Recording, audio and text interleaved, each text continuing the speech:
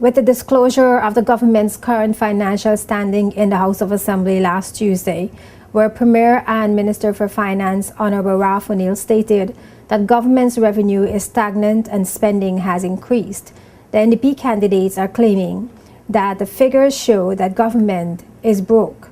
In the House of Assembly, Premier O'Neill responded to questions posed by Opposition Leader Dr. Orlando Smith regarding the territory's cash balance, amount of monies owed to creditors and contractors, money spent on capital projects, and the details of the Virgin Islands contingent liabilities, among others. Among the questions, the Premier was asked what was the total income and expenditure for the first 5 months of this fiscal year, if it was in line with budgetary expectations, and if not, what were the reasons. The Premier said government has increased spending, but revenue is stagnant between January and May. The new figures show the total recurrent revenue of $72.7 million, a decrease of 7% when compared to the same period last year. The Premier noted that government was expecting to collect $119.9 million, but collected $72.7 million, a shortfall of 39%, and total expenditure totaled $111.7 million, which is an increase of 7% for the same period last year. According to Premier O'Neill, recurrent expenditure amounted to $97.4 million, and capital expenditure was $14.3 million as of May 2011. Mr. Speaker, based on the figures presented, we were expecting to collect $119,959,645. However, as of May 31st, 2011, we collected $71,754,207. This represents a shortfall of 39%. Even with all the initiatives to control expenditure this government has implemented,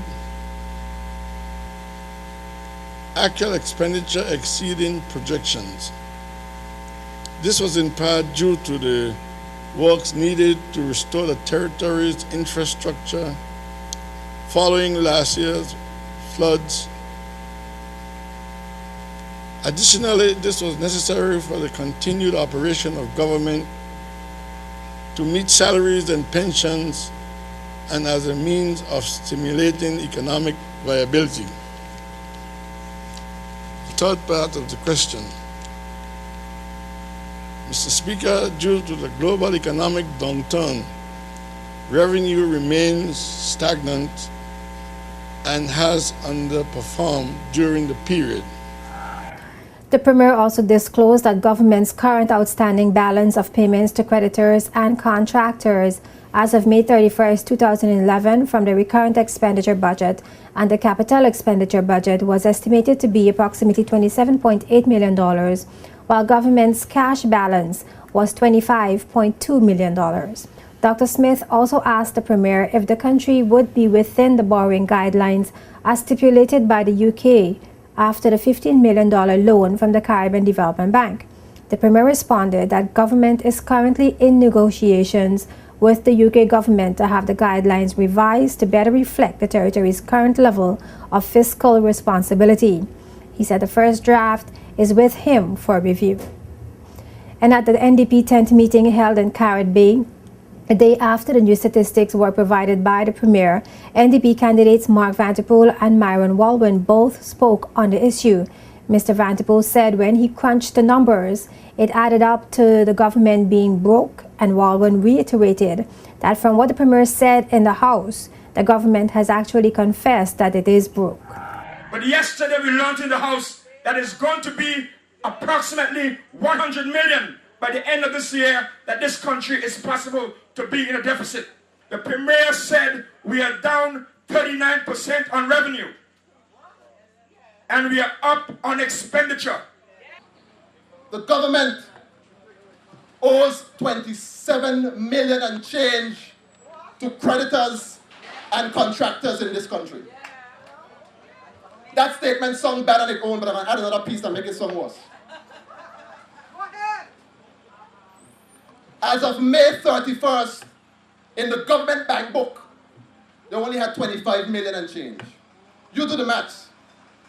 If all those creditors were to call for the money now, the government would be dead broke in this country. Also speaking at the NDP 10th meeting, Dr. Smith said the Premier's responses to his questions about the territory's financial status show a red flag, and during this serious time, it is time to stop and change course.